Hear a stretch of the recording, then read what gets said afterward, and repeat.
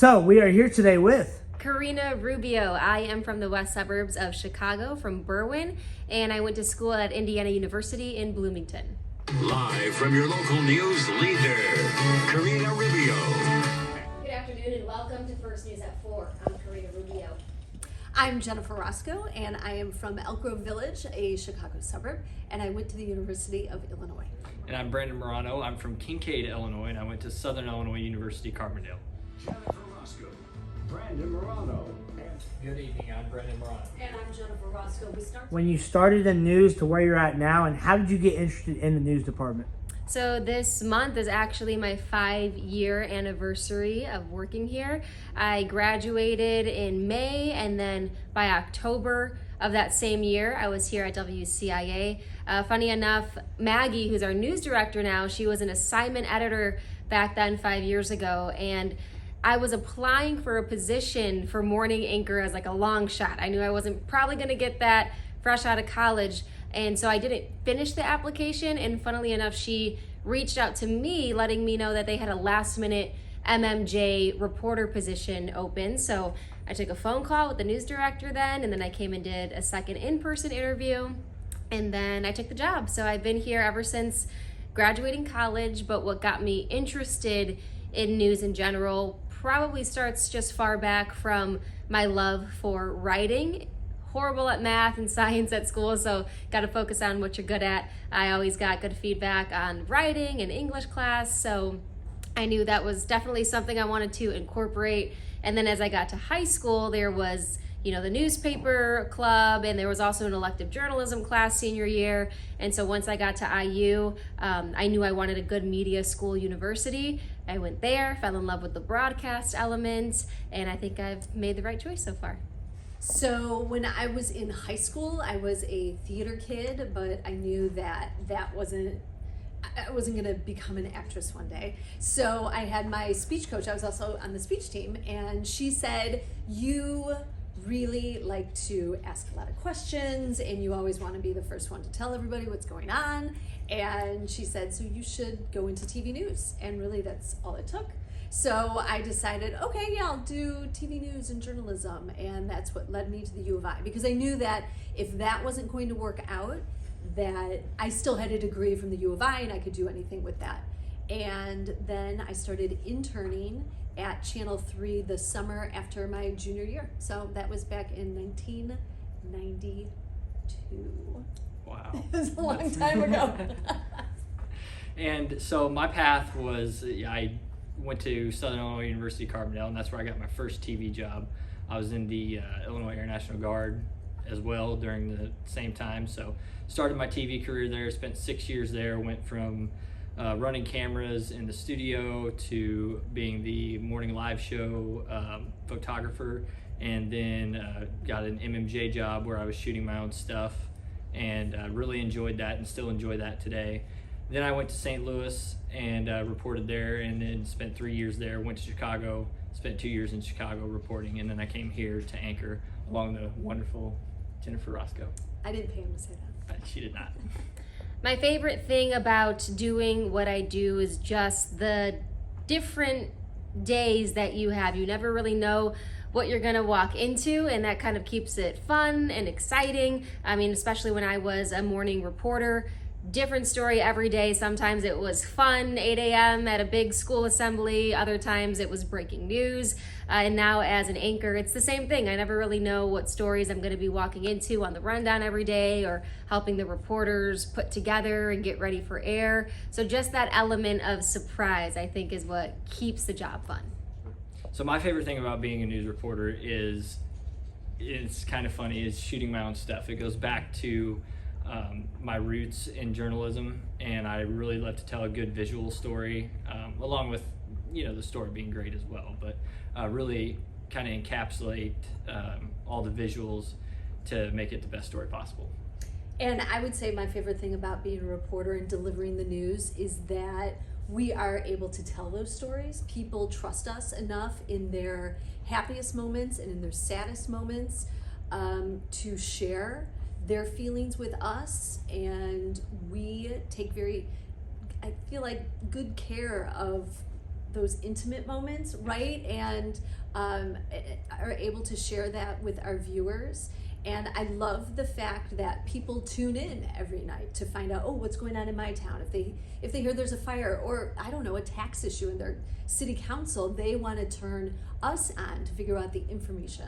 And so I take a lot of pride in that they're still coming to us year after year wanting to know what's going on, and we are the two giving them that information.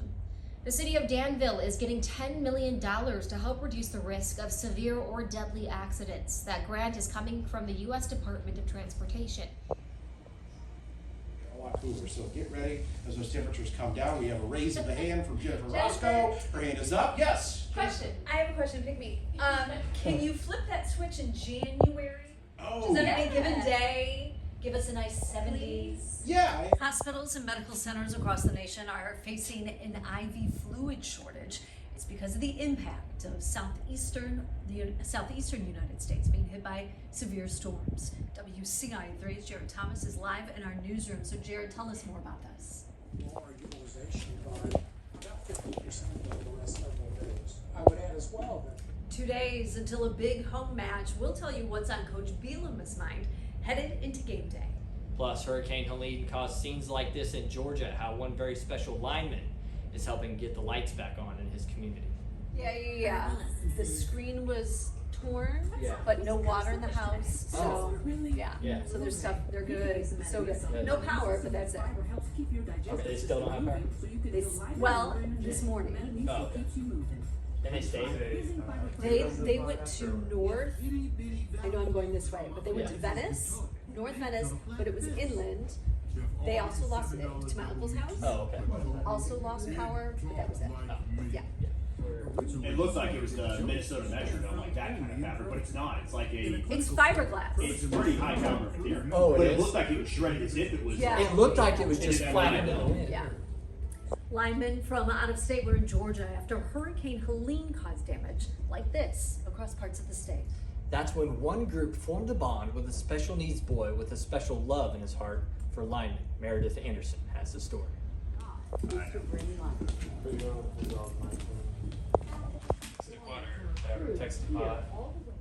This is WCIA3 News, your local news leader. We are less than 48 hours away from kickoff at Memorial Stadium. The Illini looking to avoid an upset against Purdue. Our sports director Glenn Kinley spoke with head coach Brett Bielema this morning. He tells us why this game is so important to Illinois. What would be the toughest obstacle that you face on the job? I think that it's evolved a little bit.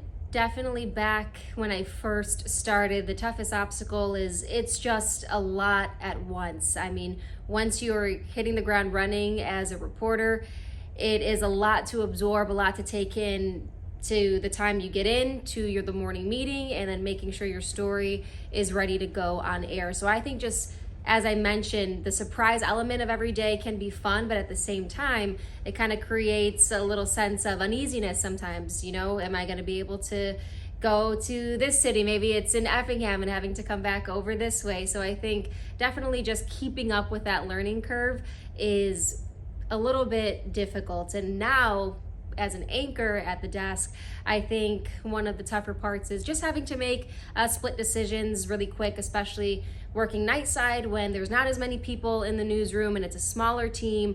I'm just kind of trying to balance what's right versus what's wrong and making sure you have a good product here at 10 o'clock. I feel like time is always where some people's jobs, they're watching the clock and they're bored and they're just wanting it to go by. We are always wishing we had more time to gather the stories, more time to make phone calls, more time to let people call us back to get the information. And so time is really always a factor around here because we just always want more of it to be able to get the best product on the air. Yeah, and I'll piggyback off of that. I don't think it's necessarily time for me, as we have these bursts of super intense, times that, I wish that could be extended into some of the, not that we really have a lot of downtime around here, but it could be extended into, maybe 30 minutes after a meeting when you've got a little bit of time. It's the stress level. It's the stress level. It goes up and up yeah, and up. I tell people that the amount of stress, say, I don't know what job, say an accountant. I don't know if they have stress enough, Right. but the stress that they will have over the course of an 8-hour day, we have that compressed into a couple of hours. Right. So it is stressful, It is. right? But yeah, it's part of the job. So what goes on behind the scenes that doesn't get seen on live TV? I think what a lot of people don't realize is the number of people that it really does take to pull off a story, a newscast, and just the steps that everything has to go through to get to that end goal. You know, you start with a meeting, the reporters get their stories, they hit the ground running to whatever cities or towns that they are assigned to for that day.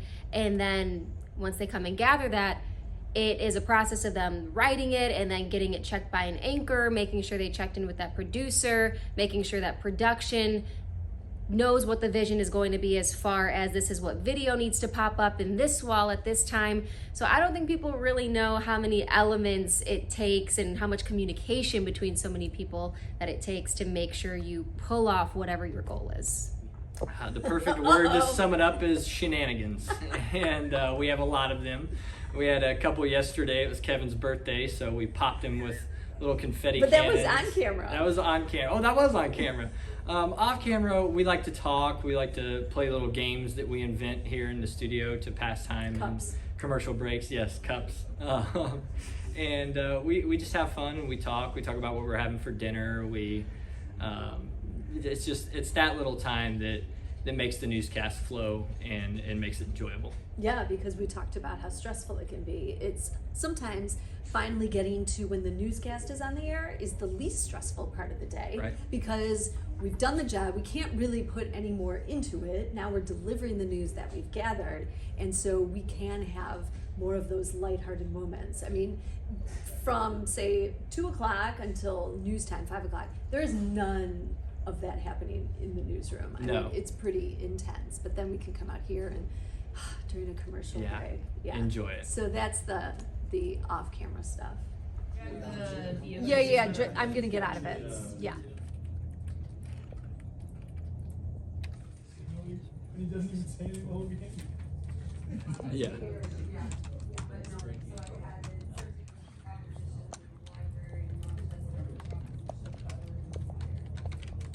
Outside? I don't know. Oh, what are we doing? Did somebody say birthday? They sure did. Where were you at? I don't know. I'm telling you, Kevin, you better watch out. That's it. You better This watch is out. it. Just as your heart rate was coming down, I can't. we had to bring it back up. What is this guy doing? It's a team effort here. So Seth's in here. Happy birthday. I tell you, look at these guys. I tell you, Seth's in here. You did have a school talk today, though. You really did do that? Okay, you really did. He had to come in just to do I this. should have known something was up because I was like, well, why is Seth still here? He had a school talk this morning, went and did down in Clay County. Is that where you were? And he was still sticking around. And I was like, oh, well, Whatever. maybe just want to, hang out in the weather center, or maybe we were watching the hurricane stuff. So I figured, well, maybe that's. Where did you Now the come back from? is turning on. He was hiding behind that gray little wall back there. Oh, okay. All right, we'll see what happens next. But it is your birthday today. Jeez! Happy birthday, Kevin! Get back over here, Kevin. Happy birthday! A birthday scare. Oh, What a better... you okay? Your heart rate? Heart rate! What are we doing here? Can you still deliver the forecast? Here you go. I'll give you one more calmer confetti. You better clean this up. You can get a shot of this. Look at all this We've been on the planning floor. that. Oh my Jacob has gosh. been so antsy. Oh my gosh. I've been so ready for this. You did a good job. He got you. Is your eardrum okay on the left side there? Man, I tell you. Oh boy. I'm going to have to take a deep breath after all this here. I'm sure the bosses love this. Got to regroup. There's actually confetti on There's the confetti on the teleprompter teleprompter there as well. That was a big explosion there, Jacob. That was loud. There's probably up there too. All right, he needs to regroup before he can give you his forecast. So give us a minute. We'll have it for you after the break. I don't know. No! Happy birthday to you. Happy birthday to you. Happy birthday,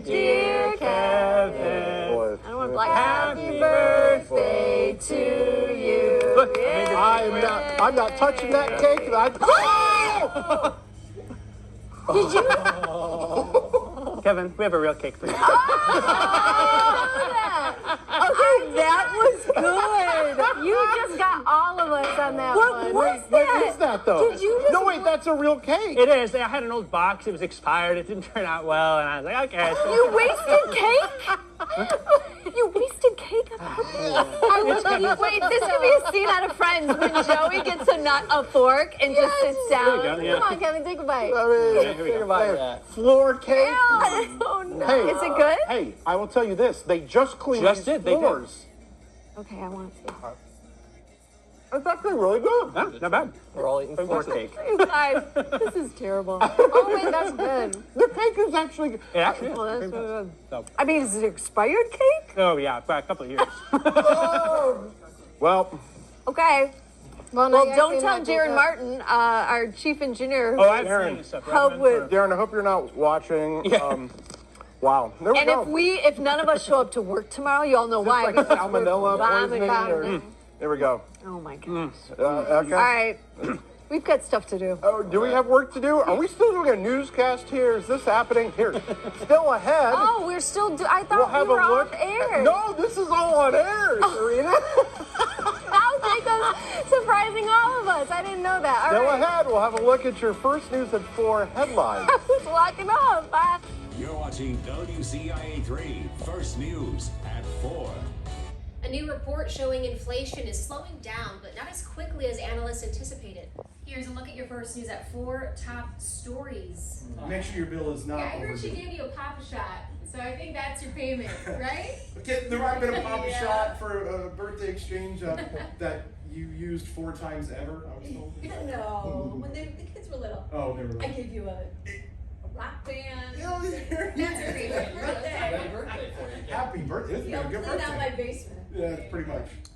So as far as the wildest and craziest story you've ever covered, what would that be? I think the craziest one that always pops out in my mind is, as I mentioned, that element of surprise. I had no idea that this was going to be my story for the day. We were actually heading to Arthur, me and the morning photographer at the time when I was still the morning reporter, heading to Arthur in Douglas County, and we were going to go see this schoolhouse, this historic Amish schoolhouse, be moved. And that was the plan. We were going to be there by 6 a.m. And as we're on our way there, the photographer who's driving is like, it smells kind of smoky. I smell a strong smoke. And we're kind of driving up, in between big trees.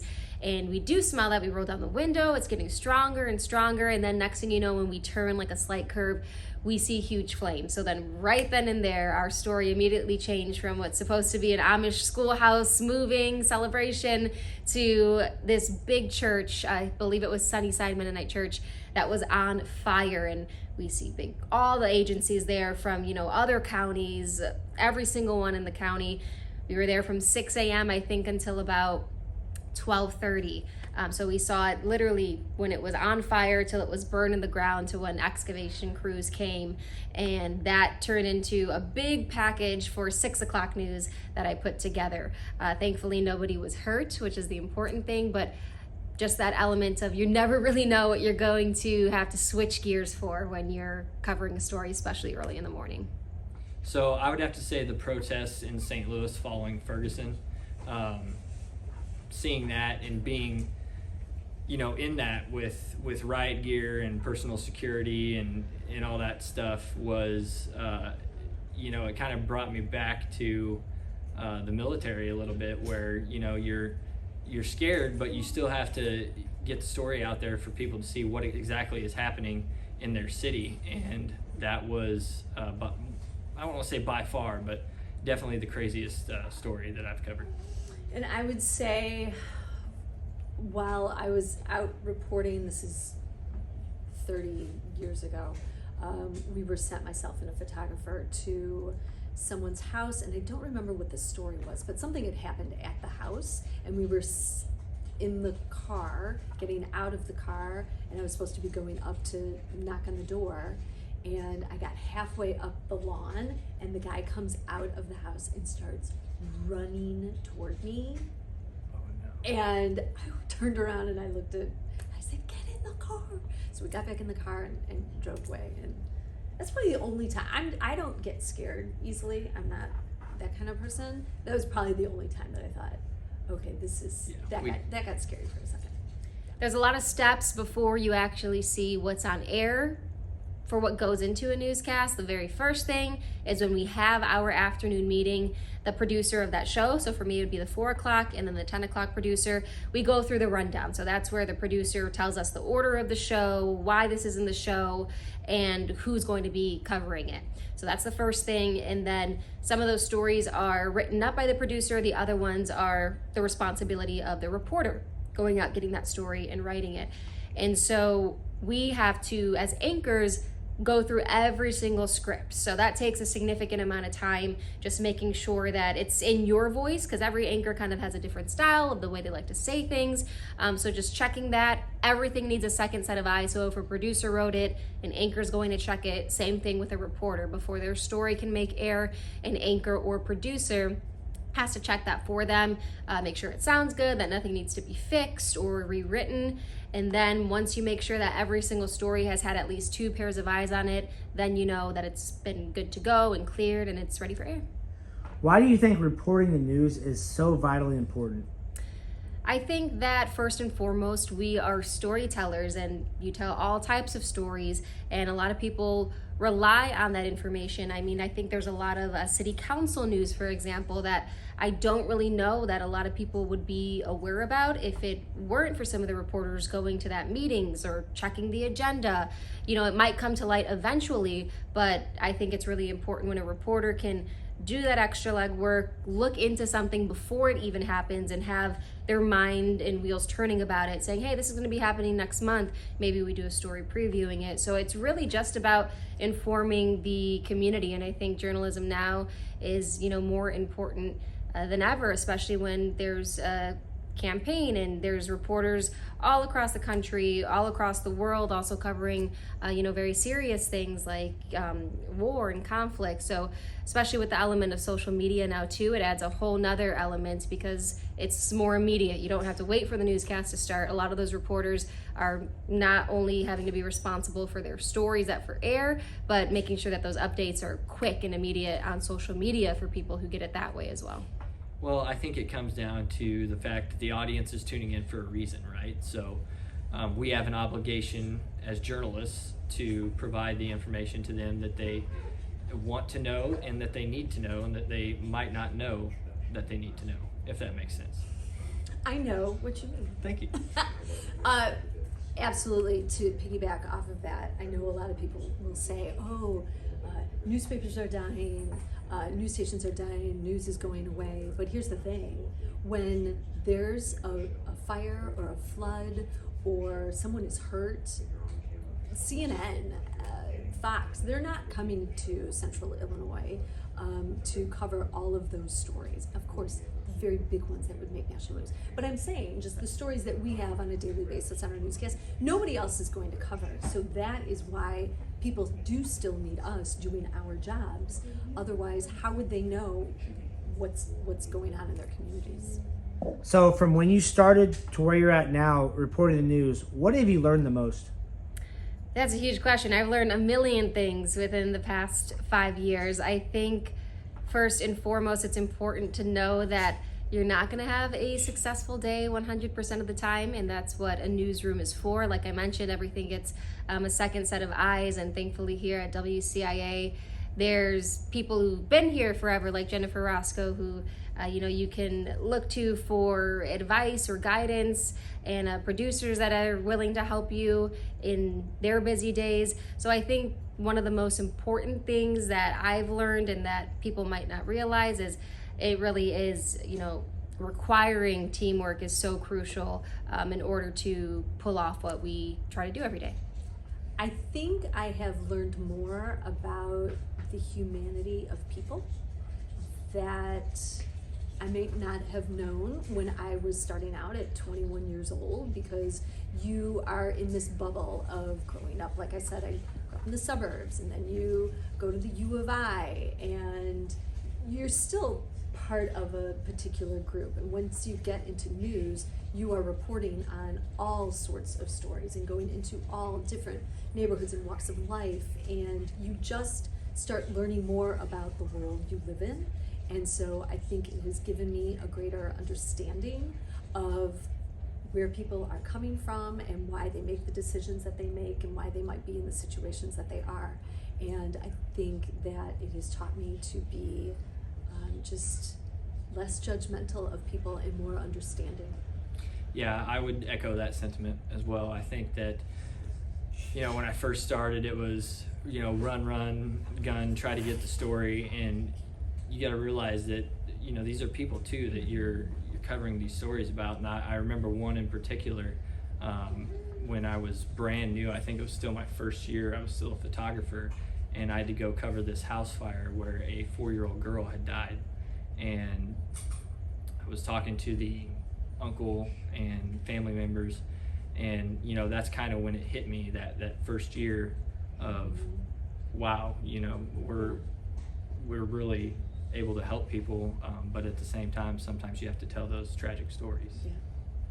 I think it does add a big responsibility being looked at as your local news leader, whether we are keeping an eye on, ratings or not. I think the most important thing to do is just maintain and uphold and make that motto have truth to it. So I think that means just making sure that everything has attention to detail and that we really are covering the best stories of the day and the ones that people care about and the ones that affect the most amount of people. So that's kind of a big deciding factor when we're going through, which story should we cover for the day? One of the number one questions you want to do is, for this lead, does it affect the most amount of people? That'll be the most important story, because people, we rely on that, on some information when they tune into our newscast or look at our website or wait for those push alerts, whether it's for a weather event or a city council dispute that they're waiting to find out what happens, because it does have an impact on their daily lives. Perfect. And when you're done, you click the next one. You're watching your local news leader live from our town, Effingham. This is WCIA3 News at 5. All right, welcome everyone. Like Kevin said, we are in our town, Effingham, and there is so much going on around the square. Later in the broadcast. And you're going to try to do some of that? I'm going to try, see that ramp right there? I'm going to try to drop in right on the ramp. Okay, you're going to have to stay tuned, because if you break something, I'm going to have to take over. Welcome back to our town, Effingham. I'm here with Dino Toll. I got normally smaller, so you should be better at all. There you go. You guys filming this? Oh yeah, he's good. Damn, he's good. Last time he leaned a little farther back, so this time bend your knees, lean forward. You're gonna land this. Bend your knees and lean forward. Bend your knees. Oh! I tried. I gave it my best, Jennifer. There's over 5 miles on the trail so far, and this is an effort which we intend to continue to expand throughout the county. We had such a great time seeing everyone in our town, Effingham. It was a great event, of course, thanks to all of you for coming out. We learned how to not skateboard, in my case. Thanks, Planet, I believe. We tasted some great barbecue. And of course the live music, but the summer celebration isn't over yet. That's right, we're next up in Forsyth on July 26th. So what's it like working with Brandon and Jennifer together? I think we have a great team between the three of us. I don't get to, anchor with them often, more of filling in, but, with Jennifer, like I said, she really is a great mentor, not only helps me, but helps anybody in the building whenever they need anything. And so it's great to kind of work alongside someone that's been here for as long as they have. And as far as Brandon, I think he's great because what people might not know about him is, aside from being an anchor, he's also a really great MMJ, which means he shoots, writes, and edits his own story. So I think all three of us kind of bring, a certain skill to the newscast to work in a different way. I mean, Brandon can work alongside with reporters to make sure they're getting that good video, make sure they're working the cameras the right way. I like to focus on writing. I think Jennifer's really great at coaching that on-air talent, as far as presenting your story. So I think the three of us kind of mesh together well in that way. And apart from that, I mean, we always have a fun time. They make each other laugh and just make work fun.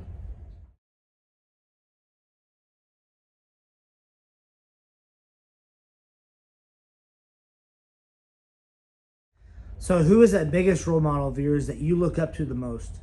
My biggest role models are definitely my parents. I think they've taught me, you know, what it means to work hard and to be dedicated to something and to give something 100%.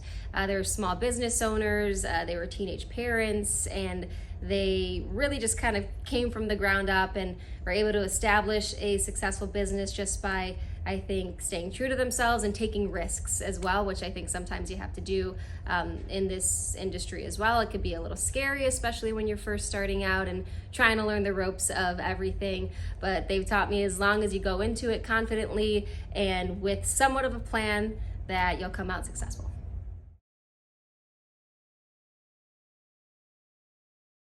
I would have to say my oldest daughter, Sophia. She has special needs, and she has taught me what is important in this world, and that the small stuff doesn't matter. I know before I had her, I would maybe get upset if there was technical difficulties or something didn't get it, or just the little things about this job that can be sometimes frustrating. And then I started raising her and realized how much doesn't really matter, and you can really kind of put things into context. So she has grounded me. She has given me, I feel like, a chance to prove myself on a different level, to just trying to be a better person and a better mom. I would have to say my family, and I mean, I can't just pick one, but just the family aspect, always being there for me, you know, always encouraging me in this job, and I don't think I would be here today without them.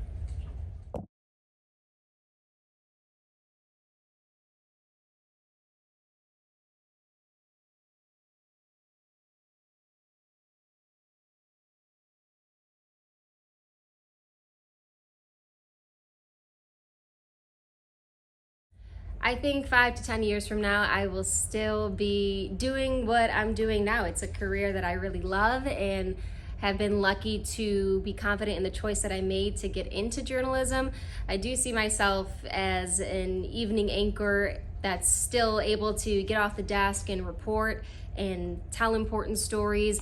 And as I have transitioned to evening anchor for a little more than a year now, I've really gotten to find a passion for helping other reporters kind of grow their skills. So I really see myself as being able to help, you know, a younger generation of reporters as well, kind of get to where they want to be, because that's in turn fulfilling for me.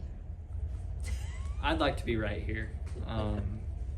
Coming here has been the best thing for my career, and I can't say thank you enough to you and all the people that work here.